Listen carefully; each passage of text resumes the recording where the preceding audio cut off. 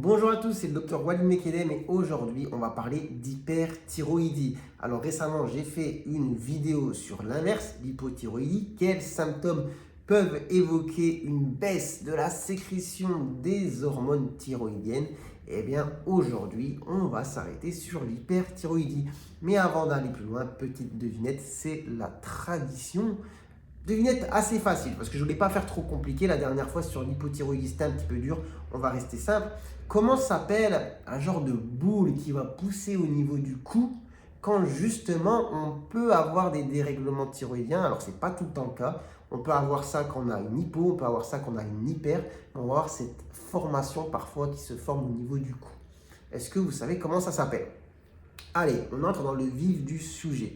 Donc avec l'hyperthyroïdie, on va avoir une augmentation du métabolisme qui peut nous amener à avoir beaucoup plus faim et à manger beaucoup plus. Donc ça, c'est une chose. Malgré tout, on peut avoir aussi une perte de poids. Donc vous voyez, souvent, ça ne va pas ensemble, manger beaucoup et perdre du poids. Mais là, on peut avoir justement cet appétit augmenté, la faim qui est là, vous mangez beaucoup. Et en plus de ça, vous maigrissez. Vous pouvez présenter aussi des tremblements, d'accord? Vous pouvez présenter aussi une nervosité un petit peu inhabituelle. À côté de ça, des troubles du sommeil avec voilà, des difficultés à dormir. On peut noter aussi une accélération du transit. Voilà, vous allez beaucoup aux toilettes. À côté de ça, on peut avoir une augmentation de la fréquence cardiaque, des palpitations. Vous pouvez avoir aussi des problèmes au niveau de la peau, qu'on va retrouver aussi dans l'hypothyroïdie. Peau fine, cheveux fins, cheveux cassants. Bon, c'est des choses qui peuvent se manifester.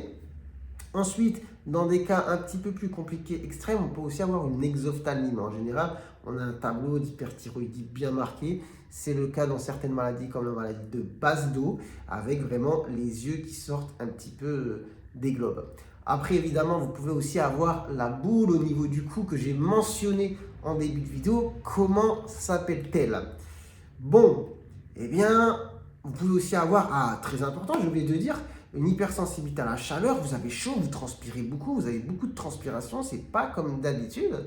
Bon, ça fait déjà pas mal de symptômes. Alors, il ne faut pas paniquer si vous avez une de ces choses-là, parce que des fois dans la vie, on peut présenter quelque chose de manière un petit peu isolée sans qu'il y ait vraiment un problème. Mais devant un tableau qu'on dit syndromique, c'est-à-dire si vous avez ça, plus ça, que vraiment c'est inhabituel, qu'en plus ça dure dans le temps, pour peu que ça augmente un petit peu en intensité, voilà, il faut consulter. D'accord? Mais en tout cas, je vous ai donné une liste qui n'est pas forcément exhaustive, mais de symptômes qu'on peut présenter quand on a justement une hyperthyroïdie.